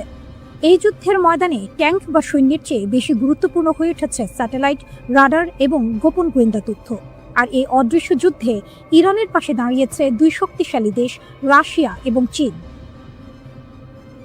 মার্কিন কর্মকর্তারা সম্প্রতি জানিয়েছে রাশিয়া নাকি ইরানকে সংবেদনশীল গোয়েন্দা তথ্য দিচ্ছে। এতে বোঝা যাচ্ছে মধ্যপ্রাচ্যের সংঘাত এখন আর শুধু ইরান এবং যুক্তরাষ্ট্রের লড়াই নয়, এটি ধীরে ধীরে বড় শক্তিগুলোর এক জটিল প্রতিযোগিতায় পরিণত হচ্ছে। রুশ প্রেসিডেন্ট পুতিন অবশ্য মার্কিন প্রেসিডেন্ট ট্রাম্প এর সঙ্গে ফোনালাপে এই অভিযোগ অস্বীকার করেছেন। কিন্তু বাস্তবতা হলো আজকের যুদ্ধে গোয়েন্দা তথ্য এক ধরনের শক্তিশালী অস্ত্র। যে শত্রুর অবস্থান আগে জানতে পারে তার আঘাত হয় বেশি নিখুঁত। বিশেষজ্ঞদের মতে আধুনিক যুদ্ধে অনেক সময় একটি সঠিক স্থানাঙ্ক হাজার গুলির চেয়েও বেশি মূল্যবান। ইরান এখন সেই সুবিধাটাই পাচ্ছে, কারণ তাদের নিজস্ব সামরিক স্যাটেলাইট খুব বেশি নেই। কিন্তু রাশিয়ার রয়েছে শক্তিশালী নজরদারি স্যাটেলাইট নেটওয়ার্ক। এর মধ্যে একটি গুরুত্বপূর্ণ স্যাটেলাইট হলো কানোপাস ভি, যা ইরানে ব্যবহারের সময় খাইয়াম নামে পরিচিত। এই স্যাটেলাইট দিন রাত যে কোনো সময় পৃথিবীর ছবি তুলতে পারে, ফলে সমুদ্রে থাকা যুদ্ধ জাহাজ বা ঘাঁটির অবস্থান সহজেই শনাক্ত করা যায়। অনেক বিশ্লেষক মনে করেন এই প্রযুক্তি ইরানের ক্ষেপণাস্ত্র ও ড্রোন হামলাকে আরও নিখুঁত করেছে। সম্প্রতি কুয়েতে একটি মার্কিন সামরিক স্থাপনায় ড্রোন হামলায় কয়েকজন মার্কিন সেনা নিহত হওয়ার ঘটনায়ও এমন প্রযুক্তিগত সহায়তার সন্দেহ দেখা দিয়েছে, কারণ ওই ঘাঁটির সঠিক অবস্থান সাধারণ মানচিত্রে পাওয়া যায় না। অন্যদিকে ইরানের প্রযুক্তিগত শক্তি বাড়াতে বড় ভূমিকা রাখছে চীন। চীন গত কয়েক বছরে ইরানের ইলেকট্রনিক যুদ্ধ সক্ষমতায় বড় পরিবর্তন এনেছে। তারা উন্নত রাডার ব্যবস্থা দিয়েছে এবং ইরানের সামরিক নেভিগেশনকে যুক্তরাষ্ট্রের জিপিএস থেকে সরিয়ে চীনের বেইডো স্যাটেলাইট সিস্টেমে যুক্ত করেছে। এই ব্যবস্থা খুবই নিরাপদ ও এনক্রিপ্ট করা, ফলে যুদ্ধের সময় সংকেত জ্যাম করা বা বিভ্রান্ত করা অনেক কঠিন হয়ে যায়। চীন আরও একটি শক্তিশালী প্রযুক্তি দিয়েছে, অ্যান্টি স্টেলথ রাডার। এই রাডার কম ফ্রিকোয়েন্সির তরঙ্গ ব্যবহার করে, যা আধুনিক স্টেলথ বিমান শনাক্ত করতে পারে। যুক্তরাষ্ট্রের উন্নত যুদ্ধ বিমান যেমন F-35 লাইটনিং বা B-21 রেইডার সাধারণত রাডারের চোখে প্রায় অদৃশ্য থাকে, কিন্তু নতুন ধরনের রাডারের সামনে তাদের গোপন ক্ষমতা অনেকটাই কমে যায়। এছাড়া খবর এসেছে ইরান চীনের কাছ থেকে প্রায় 50টি সুপারসনিক অ্যান্টিশিপ ক্ষেপণাস্ত্র কেনার কাছাকাছি পৌঁছেছে। এই ক্ষেপণাস্ত্র শব্দের গতির 3 গুণ বেগে উড়ে এবং সমুদ্র পৃষ্ঠের খুব কাছে দিয়ে এগোয়, ফলে কোনো যুদ্ধ জাহাজের প্রতিক্রিয়ার সময় মাত্র কয়েক সেকেন্ডে নেমে আসে। সামরিক বিশেষজ্ঞদের মতে এমন অস্ত্র যুক্তরাষ্ট্রের বিমানবাহী রণতরীর জন্য বড় হুমকি। বর্তমানে মধ্যপ্রাচ্যের পানিতে থাকা ইউএসএস আব্রাহাম লিঙ্কন এবং ইউএসএস জেরাল্ড আর ফোর্ড এই ধরনের ক্ষেপণাস্ত্রের পাল্লার মধ্যেই রয়েছে। তবে যুক্তরাষ্ট্র ও ইসরায়েলও বসে নেই, তারা পাল্টা অভিযান চালাচ্ছে। মার্কিন ও ইসরায়েলি গোয়েন্দা দল ইরানের সামরিক ঘাঁটি ও কমান্ড সেন্টার চিহ্নিত করে হামলা চালাচ্ছে। অনেক রাডার অবকাঠামো ধ্বংস করা হয়েছে। তবুও বাস্তবতা হলো মধ্যপ্রাচ্যের যুদ্ধ এখন বদলে গেছে। আগে যেখানে শক্তির মাপকাঠি ছিল ট্যাঙ্ক, জাহাজ বা বিমান, এখন সেখানে সবচেয়ে বড় শক্তি হয়ে উঠেছে প্রযুক্তি ও তথ্য। আজকের যুদ্ধক্ষেত্রে গুলির চেয়েও বেশি মূল্যবান হয়ে উঠেছে একটি সঠিক সংকেত। রাডারের তরঙ্গ, স্যাটেলাইটের ছবি এবং এনক্রিপ্ট করা তথ্যই নির্ধারণ করছে আঘাত কতটা নিখুঁত হবে। এ কারণেই রাশিয়া ও চীন ইরানের পাশে সরাসরি সেনা পাঠাচ্ছে না, তারা আরও গভীর একটি কাজ করছে, ইরানকে দেখার ক্ষমতা দিচ্ছে। আর এই নতুন বাস্তবতায় একটি প্রশ্নই এখন সবচেয়ে গুরুত্বপূর্ণ: ধোঁয়া সরার পর কে স্পষ্টভাবে দেখতে পারবে? ইরানের সবচেয়ে ভয়ঙ্কর ও শক্তিশালী সামরিক শাখা রিভলিউশনারি গার্ডসের কুদস ফোর্স যুক্তরাষ্ট্র ও ইসরায়েলের বিরুদ্ধে জারি করেছে কঠোর সতর্কবার্তা। কুদস ফোর্স মূলত ইরানের বিদেশি সামরিক অভিযান পরিচালনা করে এবং মধ্যপ্রাচ্য জুড়ে বিভিন্ন মিত্র গোষ্ঠীর সঙ্গে সমন্বয় করে। তাই এই বাহিনীর হুঁশিয়ারি যুদ্ধের নতুন অধ্যায়ের ইঙ্গিত হিসেবে দেখছেন বিশ্লেষকরা। এক তীব্র বার্তায় কুদস ফোর্স জানায়, ইরানের বিরুদ্ধে যুক্তরাষ্ট্র ও ইসরায়েলের পদক্ষেপ ছিল উস্কানিমূলক আগ্রাসন। তাদের দাবি, এই হামলা আন্তর্জাতিক আইন ও মানবিক মূল্যবোধের স্পষ্ট লঙ্ঘন। বার্তায় কুদস ফোর্স আরও ঘোষণা করে, ইরান চুপ করে থাকবে না। যারা হামলা চালিয়েছে তাদের বিরুদ্ধে প্রতিশোধ হবে নিরলস এবং নির্দয়। এই বিবৃতিতে নিহত সর্বোচ্চ নেতা আয়াতুল্লাহ আলী খামেনিকে একজন বীর যোদ্ধা এবং মুসলিম বিশ্বের রক্ষক হিসেবে উল্লেখ করা হয়েছে। একই সঙ্গে বলা হয়েছে, যুক্তরাষ্ট্র এবং ইসরায়েলের হামলা ইরান বা তার মিত্রদের মনোবল ভাঙতে পারেনি, বরং এই আঘাত তাদের আরও শক্তিশালী করেছে। কুদস ফোর্সের ভাষায়, আমরা সব লাল রেখা অতিক্রম করার জবাব দেব, প্রতিশোধ চলতেই থাকবে। ইরানের এই এলিট বাহিনী আরও জানায়, শত্রুদের বিরুদ্ধে আগুনের দরজা খুলে দেওয়া হবে এবং যুদ্ধ থামবে না যতক্ষণ না তারা পরাজিত হয়। সবচেয়ে ভয়াবহ সতর্কবার্তা ছিল, এটি যুক্তরাষ্ট্র ও ইসরায়েলের জন্য পৃথিবীর কোথাও আর নিরাপদ জায়গা থাকবে না, এমনকি নিজেদের ঘরেও নয়। শুধু কুদস ফোর্সই নয়, ইরানের পক্ষে লড়বে আরও দুই দেশের বাহিনী। ইঙ্গিত দিয়েছেন ইরানের সর্বোচ্চ নেতা মোস্তফা খামেনি। নতুন খামেনি ইসরায়েল ও যুক্তরাষ্ট্রকে কঠোর হুঁশিয়ারি দিয়ে বলেছেন, ইরান তাদের বিরুদ্ধে লড়াই চালিয়ে যাবে এবং প্রতিশোধ নেওয়া হবে। ইরান একা নয়, মধ্যপ্রাচ্যের বিভিন্ন প্রতিরোধ গোষ্ঠী ইরানের ইসলামী বিপ্লবকে সমর্থন করে। বিশেষ করে ইয়েমেন ও ইরাকের সশস্ত্র গোষ্ঠীগুলোর কথা উল্লেখ করে তিনি বলেন, প্রয়োজন হলে তারা দ্রুত মাঠে নামবে। তিনি জানান, নির্দেশনা পেলেই এসব গোষ্ঠী তাদের সামরিক অভিযান শুরু করবে। খামেনি আরও বলেন, ইয়েমেনের প্রতিরোধ যোদ্ধারাও তাদের দায়িত্ব পালন করবে। একইভাবে ইরাকের সশস্ত্র গোষ্ঠীগুলোও ইসলামী বিপ্লবকে সহায়তা করতে প্রস্তুত। তার মতে, এই শক্তিগুলো শুধু আঞ্চলিক রাজনীতির অংশ নয়, বরং একটি বড় প্রতিরোধ জোটের অংশ, যারা পশ্চিমা শক্তির বিরুদ্ধে অবস্থান নিয়েছে। ভাষণে তিনি ইরানের সামরিক বাহিনীর প্রশংসাও করেন। তিনি বলেন, দেশ যখন আক্রমণের শিকার হয়েছিল, তখন ইরানের সেনাবাহিনী ও নিরাপত্তা বাহিনী দেশকে রক্ষা করেছে। তার ভাষায়, ইরানকে পরাধীন হওয়া বা ভেঙে যাওয়ার হাত থেকে বাঁচিয়েছে এই বাহিনী। তিনি বলেন, আমি সেই সাহসী যোদ্ধাদের ধন্যবাদ জানাতে চাই, যারা আমাদের দেশ কঠিন সময়ের মধ্য দিয়ে যাওয়ার সময় অসাধারণ সাহস দেখাচ্ছেন। মোস্তফা খামেনি আরও বলেন, ইরান তার প্রতিবেশী দেশগুলোর সঙ্গে বন্ধুত্বপূর্ণ সম্পর্ক বজায় রাখতে চায়, কিন্তু যুক্তরাষ্ট্রের সামরিক উপস্থিতিকে তিনি এই অঞ্চলের জন্য বড় হুমকি বলে উল্লেখ করেন। এই কারণে তিনি স্পষ্ট করে বলেন, মধ্যপ্রাচ্যে থাকা মার্কিন সামরিক ঘাঁটিগুলোই এখন ইরানি বাহিনীর প্রধান লক্ষ্য। তার বক্তব্য অনুযায়ী, ইরানি বাহিনী ইতোমধ্যেই বিভিন্ন মার্কিন ঘাঁটিকে লক্ষ্য করে হামলা চালাচ্ছে এবং এই অভিযান ভবিষ্যতেও চলবে। খামেনি সতর্ক করে বলেন, এই অঞ্চলের সব মার্কিন ঘাঁটি অবিলম্বে বন্ধ করে দেওয়া উচিত, অন্যথায় সেগুলো হামলার লক্ষ্যবস্তু হবে। যুক্তরাষ্ট্র ও ইসরায়েলের হামলার জবাবে এবার আরও ভয়ঙ্কর পাল্টা আঘাতের ঘোষণা দিয়েছে ইরান। গত কয়েকদিন ধরে মার্কিন বোমারু বিমান এবং ইসরায়েলি যুদ্ধ বিমান ইরানের ওপর একের পর এক হামলা চালিয়ে যাচ্ছে। সামরিক ঘাঁটি, কমান্ড সেন্টার এবং ক্ষেপণাস্ত্র স্থাপনাগুলোকে লক্ষ্য করে চলছে অবিরাম বোমা বর্ষণ। একের পর এক বিস্ফোরণে কেঁপে উঠছে ইরানের বিভিন্ন শহর। কিন্তু আকাশে বোমার গর্জনের আড়ালে চুপচাপ নিজেদের পাল্টা আঘাতের প্রস্তুতি নিচ্ছিল ইরান। হঠাৎ করেই ইসরায়েলের বিভিন্ন শহরে বেজে ওঠে সাইরেন। আকাশে ছুটে আসে নতুন এক দফা ইরানি ব্যালিস্টিক ক্ষেপণাস্ত্র। মুহূর্তের মধ্যে সক্রিয় হয়ে ওঠে ইসরায়েলের শক্তিশালী বিমান প্রতিরক্ষা ব্যবস্থা। ইরানের ইসলামিক রিভলিউশনারি গার্ড কর্পস জানিয়েছে, তারা এবার তাদের সবচেয়ে উন্নত ক্ষেপণাস্ত্রগুলোর কিছু ব্যবহার করেছে। এর মধ্যে রয়েছে খাইবার শেকান এবং কাদের ক্ষেপণাস্ত্র। ইরান বলছে, বড় পরিসরের দীর্ঘস্থায়ী যুদ্ধের জন্য তারা ইতোমধ্যেই তাদের অস্ত্র ভাণ্ডার প্রস্তুত করেছে। ভারী ব্যালিস্টিক ও ক্রুজ ক্ষেপণাস্ত্র, ড্রোন এবং আক্রমণকারী নৌযান সবই প্রস্তুত রয়েছে। বিশ্লেষকদের মতে, ইরানের সাম্প্রতিক হামলা অত্যন্ত পরিকল্পিত। কিছু ক্ষেপণাস্ত্র আকাশে অত্যন্ত দ্রুত গতিতে উড়ে যায়, আবার কিছু মাঝপথে দিক পরিবর্তন করতে পারে।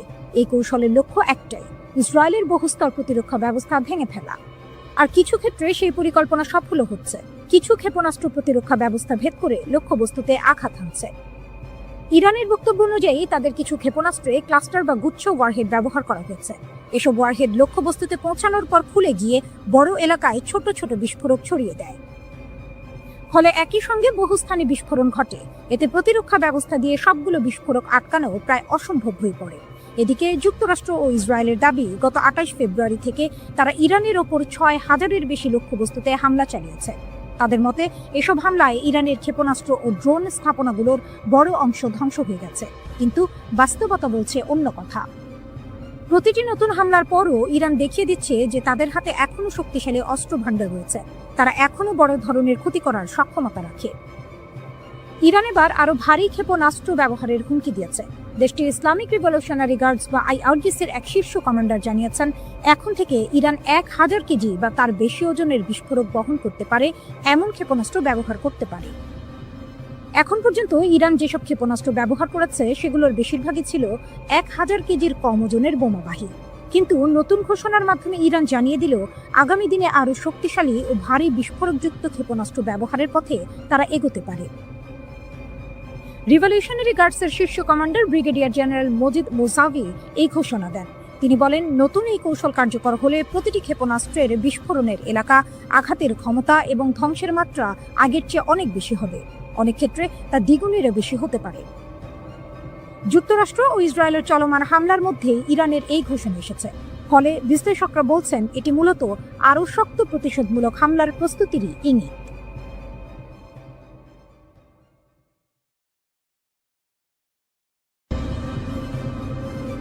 চীনের চালে চাপে পড়ে যাচ্ছে যুক্তরাষ্ট্র। মধ্যপ্রাচ্যে ভূ রাজনৈতিক উত্তেজনা প্রতিনিয়ত তীব্র হচ্ছে, কিন্তু এবার পরিস্থিতি বদলে দিয়েছে চীনের একটি বিশাল ভাসমান জাহাজ লিয়াওয়াং-1। ওমান সাগরে অবস্থান করা এই জাহাজের ভেতরে রয়েছে একাধিক নজরদারি এবং গোয়েন্দা প্রযুক্তি, যা মার্কিন যুক্তরাষ্ট্র, ইসরায়েল এবং উপসাগরীয় দেশগুলোর সামরিক কর্মকাণ্ড নজরদারি করতে সক্ষম। চীনের প্রেসিডেন্ট শি জিনপিং নিজের প্রশাসনের মাধ্যমে এই 30,000 টন ওজনের জাহাজকে একটি ভাসমান সুপার কম্পিউটার হিসেবে মোতায়েন করেছেন। লিয়াওয়াং-1 এর সেন্সর বাবল প্রায় 6000 কিলোমিটার বিস্তৃত, যার মাধ্যমে এটি পুরো মধ্যপ্রাচ্যকে চোখের মতো নজর রাখতে পারে। এক নজরে জানানো যায়, এটি একসাথে 1200টি মিসাইল এবং বিমান লক্ষ্যবস্তু ট্র্যাক করতে সক্ষম। এই জাহাজটি চীনের পরবর্তী প্রজন্মের গোয়েন্দা এবং মহাকাশ ট্র্যাকিং প্রযুক্তি সম্বলিত। 2025 সালে কমিশন করা হয় এটি। তবে এটি কোনো সাধারণ জাহাজ নয়। একজন আমেরিকান থিঙ্ক ট্যাঙ্কের বিশ্লেষক জানিয়েছেন, লিয়াওয়াং কেবল জাহাজ নয়, এটি ভাসমান সুপার কম্পিউটার, যা অদৃশ্য যুদ্ধক্ষেত্রের মানচিত্র তৈরি করতে পেটাবাইট ডেটা প্রক্রিয়াকরণ করে। এর রাডার এবং সেন্সরগুলো এতই উন্নত যে এটি মিসাইলের ধরন, আকাশী বিমান উড্ডয়ন এবং সম্ভাব্য আক্রমণ শনাক্ত করতে পারে। এখন ইরান সহজেই শত্রু দেশগুলোর কার্যক্রম এবং হামলার পরিকল্পনা পর্যবেক্ষণ করতে পারছে। এটি একটি অত্যন্ত শক্তিশালী সমরাষ্ট্র নজরদারি। হরমুজ প্রণালীর 6000 কিলোমিটার জুড়ে মোতায়েন এই জাহাজটি শুধু নজর রাখছে না, যুদ্ধের সময় ইরানের কৌশলও বদলে দিতে পারে। লিয়াওয়াং-1 এর নিরাপত্তা নিশ্চিত করছে চীনের প্ল্যান 055 এবং টাইপ 052D ডেস্ট্রয়ার, যা এই ভাসমান কম্পিউটারকে আক্রমণ থেকে রক্ষা করছে। অর্থাৎ চীনের প্রশাসন সরাসরি ইরানের পাশে অবস্থান নিয়ে তার শক্তিশালী সমর্থন প্রদর্শন করছে। এটি শুধু একটি গোয়েন্দা জাহাজ নয়, মধ্যপ্রাচ্যের জন্য চীনের শক্তির এক সরাসরি বার্তা। বর্তমানে পারস্য উপসাগরীয় দেশ ইরান প্রতিনিয়ত মিসাইল এবং ড্রোন হামলা চালাচ্ছে। লিয়াওয়াং-1 এর মাধ্যমে চীন পরোক্ষভাবে ইরানের পাশে দাঁড়াচ্ছে। এটি এমন এক দৃষ্টান্ত স্থাপন করছে যেখানে শুধুমাত্র নজরদারি এবং তথ্য সংগ্রহের মাধ্যমে যুদ্ধের পরিস্থিতি একদম পাল্টে ফেলা সম্ভব। একদিকে মার্কিন যুক্তরাষ্ট্র এবং ইসরায়েল এখনো বাস্তব সময়ে ইরানের হামলার পরিকল্পনা বুঝতে চেষ্টা করছে। অন্যদিকে চীনের এই ভাসমান সুপার কম্পিউটার ইরানকে দিয়েছে নতুন ধরনের সমরাষ্ট্র চোখ, যা মুহূর্তেই শত্রুর পরিকল্পনা ভেদ করতে সক্ষম।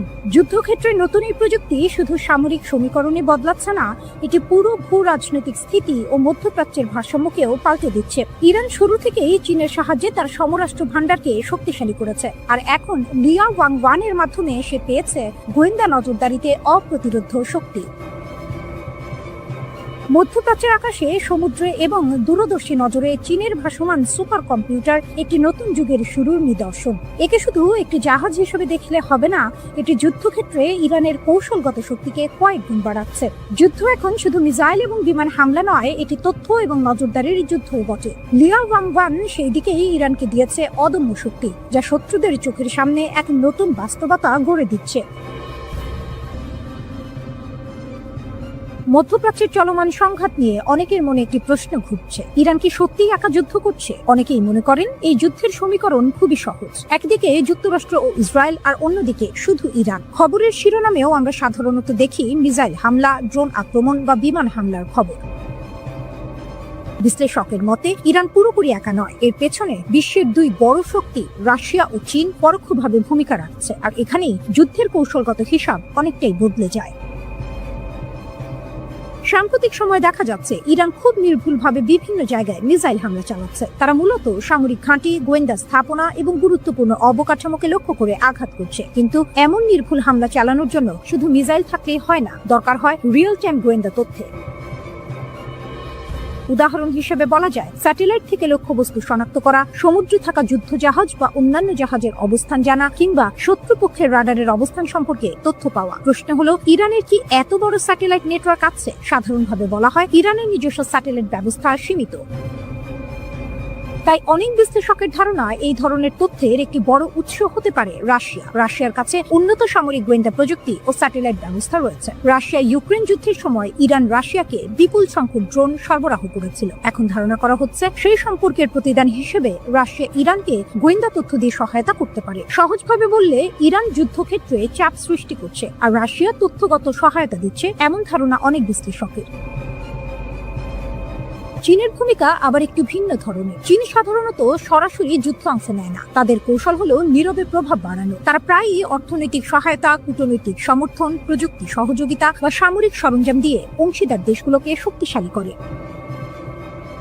কিছু প্রতিবেদনে বলা হয়েছে ইরান উন্নত অ্যান্টিশিপ মিসাইল এবং সংখ্যাগত হাইপারসনিক প্রযুক্তির ক্ষেত্রেও অগ্রগতি অর্জন করেছে। এসব অস্ত্র বিশেষভাবে নৌবাহিনীর বিরুদ্ধে ব্যবহার করার জন্য তৈরি করা হয়। চীন সরাসরি যুক্তরাষ্ট্রের সঙ্গে সংঘাতে জড়াতে চায় না, কিন্তু মধ্যপ্রাচ্যে পশ্চিমা প্রভাব কমে গেলে চীনের কৌশলগত সুবিধা বাড়তে পারে।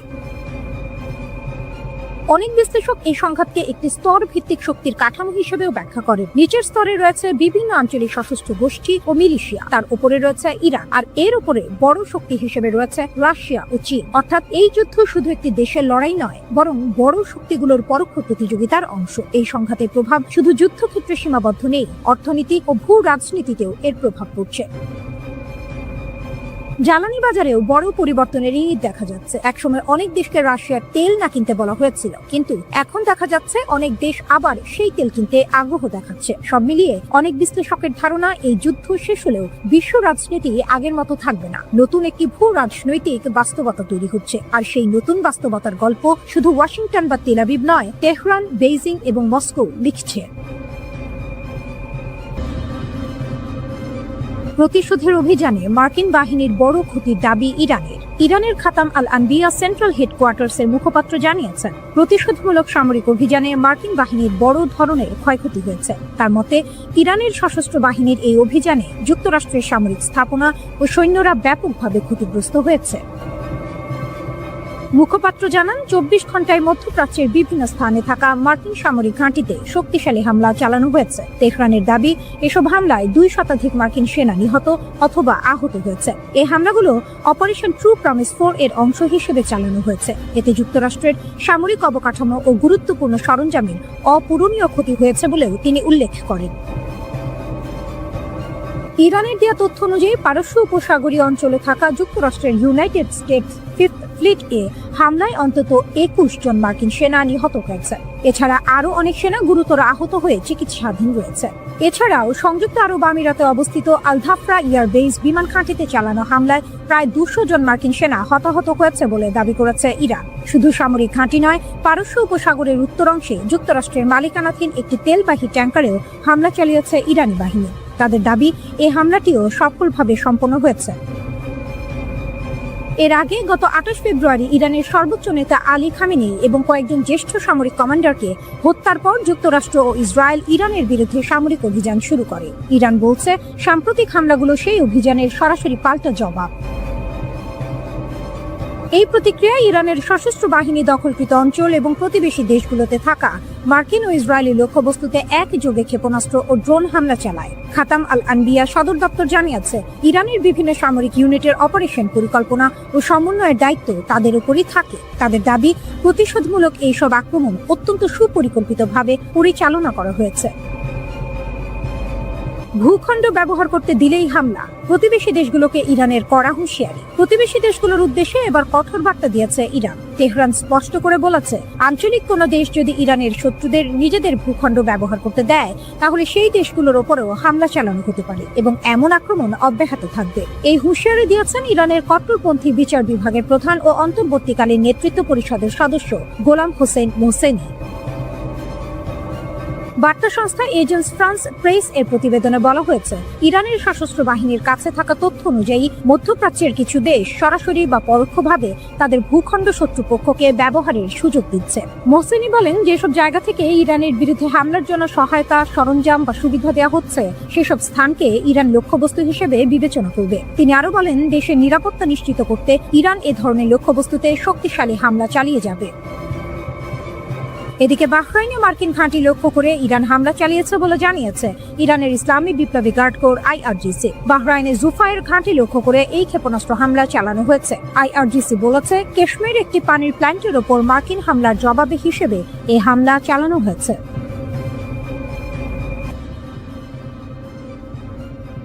মার্কিন ঘাঁটিতে হামলায় ইরানকে কি তবে গোয়েন্দা তথ্য দিচ্ছে রাশিয়া? মধ্যপ্রাচ্যে থাকা মার্কিন সামরিক স্থাপনাগুলোর অবস্থান সম্পর্কে গুরুত্বপূর্ণ গোয়েন্দা তথ্য ইরানকে দিচ্ছে রাশিয়া। এর ফলে উপসাগরীয় অঞ্চলে মার্কিন বাহিনীর ওপর হামলার পরিকল্পনা করতে তেহরানের জন্য অনেক সুবিধা হচ্ছে। বিষয়টি সম্পর্কে অবগত মার্কিন কর্মকর্তাদের বরাতে এমন তথ্য প্রকাশ করেছে দ্য ওয়াশিংটন পোস্ট।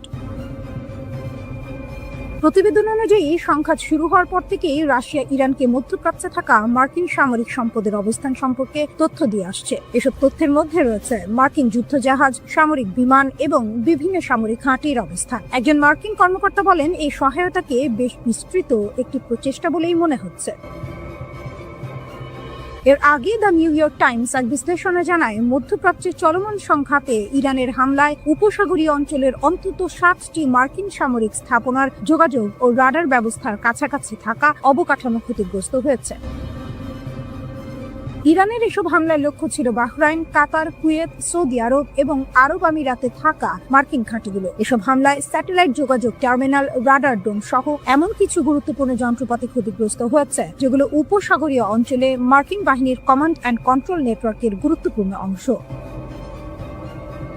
এই বিশ্লেষণে একটি বড় প্রশ্ন উঠেছে, কিভাবে ইরান এত নিখুঁতভাবে বিভিন্ন দেশে থাকা সংবেদনশীল মার্কিন স্থাপনাগুলোকে লক্ষ্যবস্তু করতে পারছে। ওয়াশিংটন পোস্টের প্রতিবেদনে বলা হয়েছে, রাশিয়ার দেয়া গোয়েন্দা তথ্য ইরানকে এসব হামলার পরিকল্পনা করতে সাহায্য করছে। কর্মকর্তাদের মতে, যুদ্ধ শুরু হওয়ার এক সপ্তাহেরও কম সময়ের মধ্যে মার্কিন বাহিনীর অবস্থান শক্ত করার ক্ষেত্রে ইরানের নিজস্ব সক্ষমতা কিছুটা ক্ষতিগ্রস্ত হয়েছে। তাই বাইরের গোয়েন্দা তথ্য তেহরানের জন্য আরো বেশি গুরুত্বপূর্ণ হয়ে উঠেছে।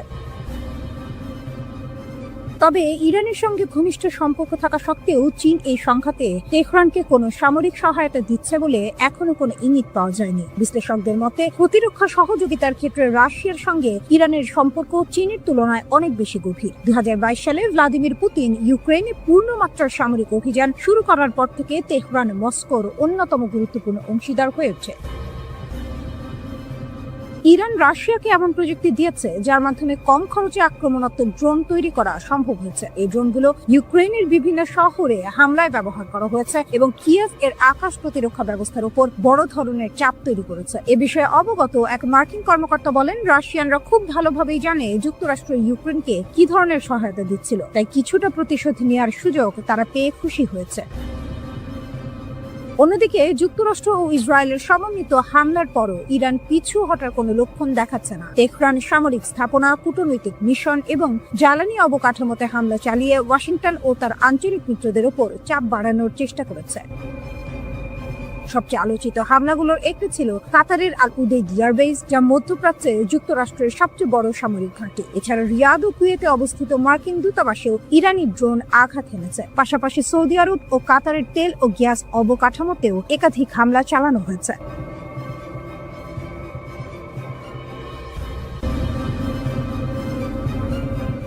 মিসাইলের গর্জন, সাইরেনের শব্দ আর আতঙ্কে জমে থাকা নিঃশ্বাস, সব মিলিয়ে ইসরায়েল যুক্তরাষ্ট্রের জন্য বিস্ফোরক বাস্তবতা। এবার লক্ষ্য কাতার আর কেন্দ্রবিন্দুতে বিশ্বের অন্যতম গুরুত্বপূর্ণ সামরিক ঘাঁটি। এক নাটকীয় হামলায় ইরান সরাসরি আঘাত হেনেছে ইউনাইটেড স্টেটস সেন্ট্রাল কমান্ডের ফরওয়ার্ড হেডকোয়ার্টারে, যা কাতারের দোহায় অবস্থিত আল উদেইদ এয়ারবেসে। এই ঘাঁটি পুরো মধ্যপ্রাচ্যে যুক্তরাষ্ট্রের সামরিক শক্তির মূল কেন্দ্র। কাতারের প্রতিরক্ষা মন্ত্রণালয় জানিয়েছে, ইরান থেকে 2টি ব্যালিস্টিক ক্ষেপণাস্ত্র ছোড়া হয়। এর মধ্যে একটি আকাশ প্রতিরক্ষা ব্যবস্থার মাধ্যমে ধ্বংস করা হয়, অন্যটি ঘাঁটির ভেতরে গিয়ে পড়ে। কিন্তু ক্ষয়ক্ষতির পরিমাণ ঠিক কতটা তা এখনো স্পষ্ট নয়।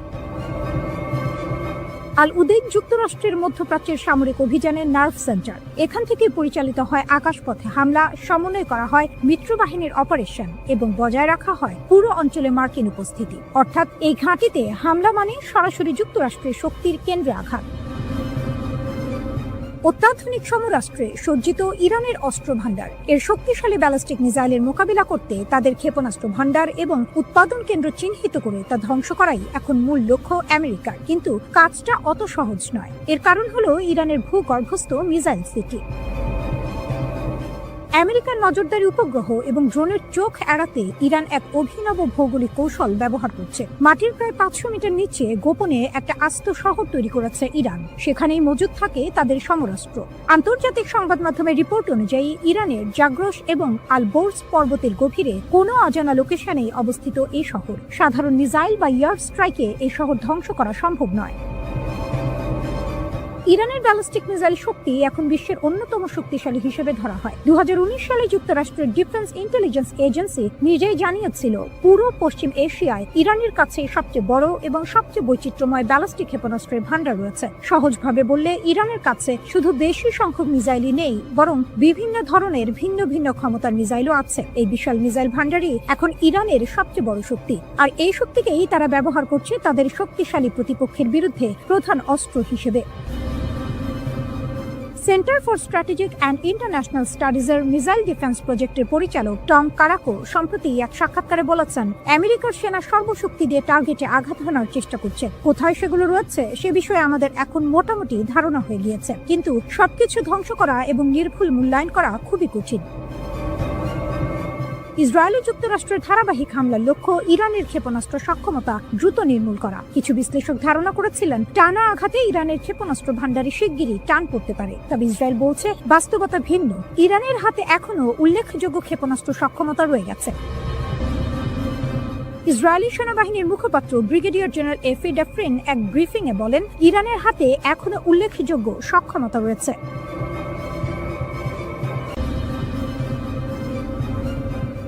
ফাতা-2 ইরানের মারাত্মক ক্ষেপণাস্ত্র। প্রভাবশালী সামরিক সাময়িকী মিলিটারি ওয়াচ ম্যাগাজিন এক প্রতিবেদনে জানিয়েছে, ইরানের তৈরি এই ফাতা-2 হাইপারসনিক ক্ষেপণাস্ত্রকে বর্তমান বিশ্বের প্রচলিত কোনো আকাশ প্রতিরক্ষা ব্যবস্থায় কার্যত ঠেকাতে পারছে না। এই দাবির পেছনে শুধু তত্ত্ব নয়, আছে বাস্তবের ইঙ্গিত।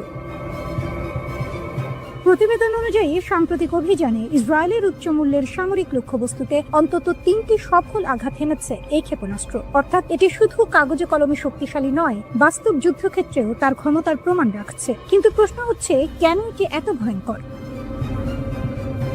উত্তর লুকিয়ে আছে এর প্রযুক্তিতে। ফাতা-2 ব্যবহার করে হাইপারসনিক গ্লাইড ভেহিকেল বা HGV প্রযুক্তি। এটি সাধারণ ব্যালিস্টিক ক্ষেপণাস্ত্রের মতো সরল পথে চলে না, বরং বায়ুমণ্ডলের ওপরের স্তরে উঠে গিয়ে হঠাৎ দিক পরিবর্তন করে, গতিপথ বদলায়, কখনো নিচে নামে আবার উপরে উঠে, ঠিক যেন আকাশে ছুটে চলা এক বুদ্ধিমান শিকারী। এই অপ্রত্যাশিত গতিবিধির কারণেই এটি রাডারের চোখ ফাঁকি দিতে পারে।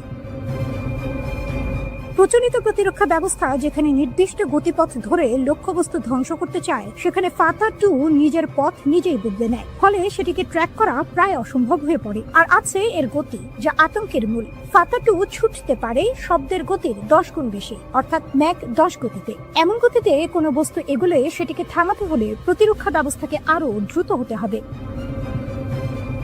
ইসরায়েলের শীর্ষ প্রতিরক্ষা প্রতিষ্ঠান রাফায়েল অ্যাডভান্স ডিফেন্স সিস্টেমস এর ভাইস প্রেসিডেন্ট ইউভান বাসাস্কি একসময় স্বীকার করেছিলেন, বর্তমানের প্রতিরক্ষা প্রযুক্তি এই চ্যালেঞ্জ মোকাবিলায় প্রস্তুত নয়। তার মতে ম্যাক 10 গতির ক্ষেপণাস্ত্র থামাতে হলে ইন্টারসেপ্টরকে প্রায় ম্যাক 30 গতিতে পৌঁছাতে হবে। কিন্তু এখানেই আসে বাস্তবতার দেয়াল। বায়ুমণ্ডলের ঘর্ষণ এমন উচ্চ গতিকে কার্যত অসম্ভব করে তোলে। অর্থাৎ প্রযুক্তি যতই উন্নত হোক, প্রকৃতির নিয়মের সামনে তা থমকে যায়। এই কারণেই সামরিক বিশ্লেষকরা বলছেন, যুক্তরাষ্ট্র ও ইসরায়েলের বর্তমান আকাশ প্রতিরক্ষা ব্যবস্থা ইতিমধ্যেই চাপে ছিল।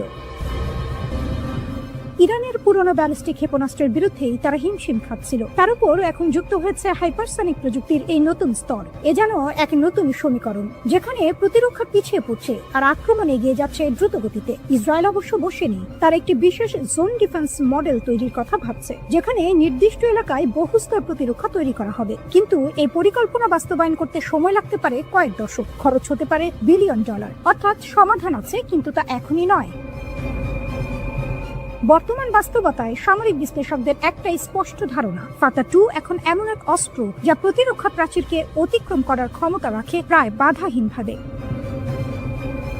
যুক্তরাষ্ট্র ও ইসরায়েলি লক্ষ্যবস্তুর বিরুদ্ধে চলমান অপারেশন ট্রু প্রমিস 4 অভিযানে ইরানের ইসলামী বিপ্লবী গার্ড কোর আইআরজিসির নৌ ইউনিটের আত্মঘাতী ড্রোনগুলো অত্যন্ত গুরুত্বপূর্ণ ভূমিকা পালন করছে। যুদ্ধের চতুর্থ দিনে একটি বিশেষ কৌশলগত পরিবর্তন লক্ষ্য করা গেছে, যেখানে আইআরজিসির অ্যারোস্পেস ফোর্স এবং নেভি ইউনিটের মধ্যে সুনির্দিষ্ট দায়িত্ব ভাগ করে দেওয়া হয়েছে। প্রাপ্ত তথ্যানুযায়ী পারস্য উপসাগরীয় অঞ্চলে অবস্থিত মার্কিন সামরিক ঘাঁটিগুলোতে আঘাত হানার মূল দায়িত্ব এখন আইআরজিসি নেভির ওপর ন্যস্ত করা হয়েছে।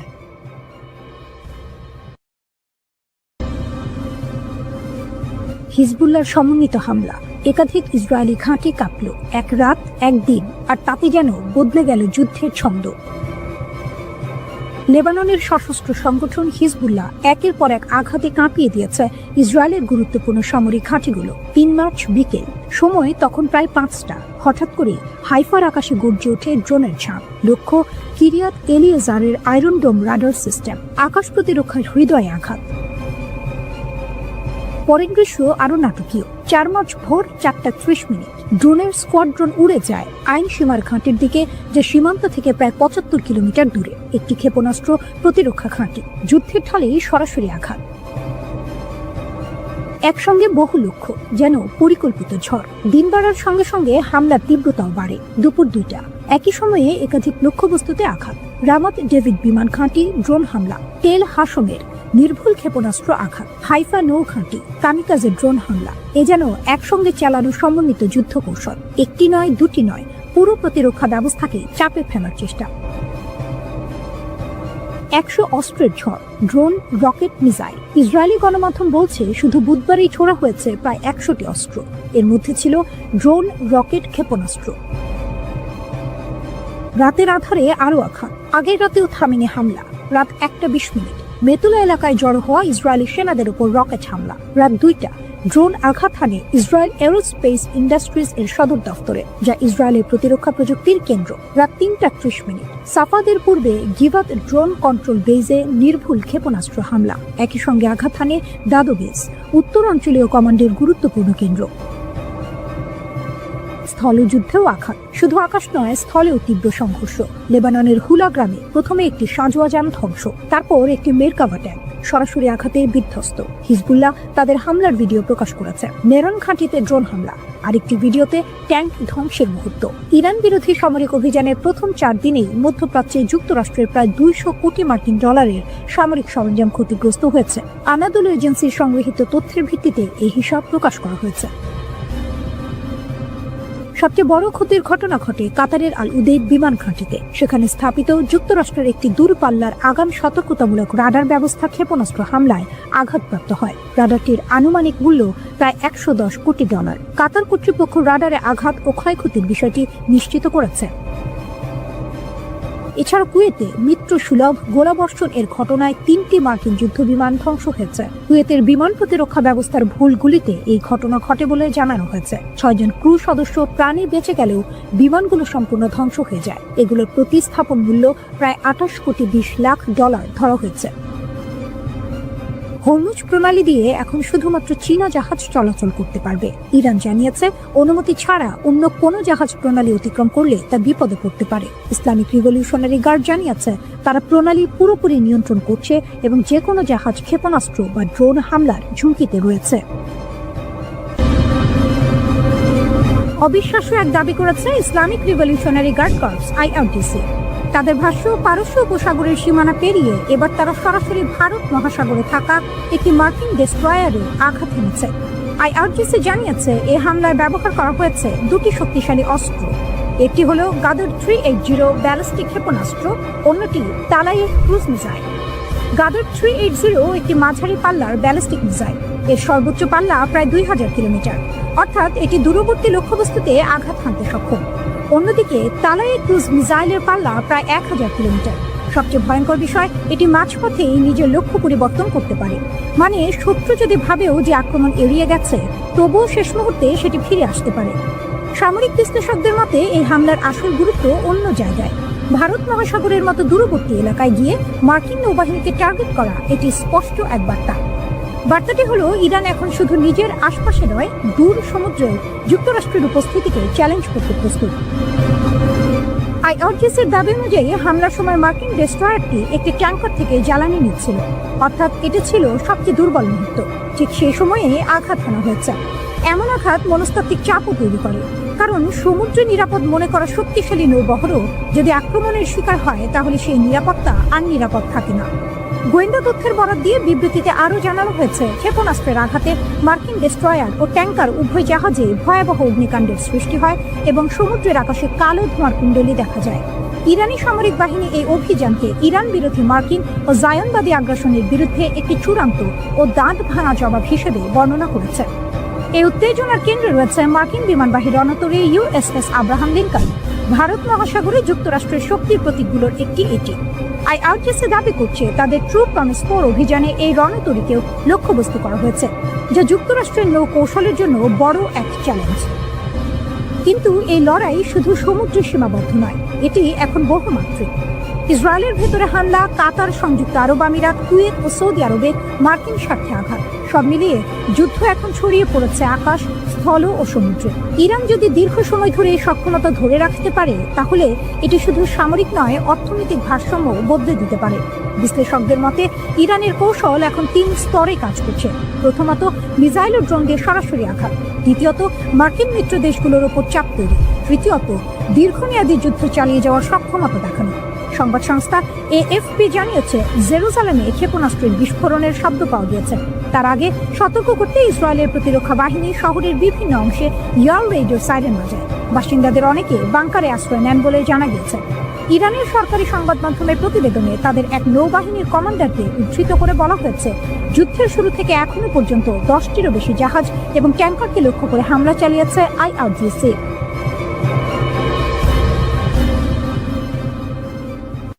ورزش اون کشتی ها رو با آتش خواهند کشید. হরমুজ প্রণালী ইরানের তুরুপের তাস, একটি সরু জলপথ, কিন্তু তার গুরুত্ব পুরো পৃথিবীর সমান। এই পথ দিয়ে যায় বিশ্বের প্রায় 20% তেল। সেই পথ বন্ধ করে দিয়েছে ইরান, যুক্তরাষ্ট্রের মাথায় হাত।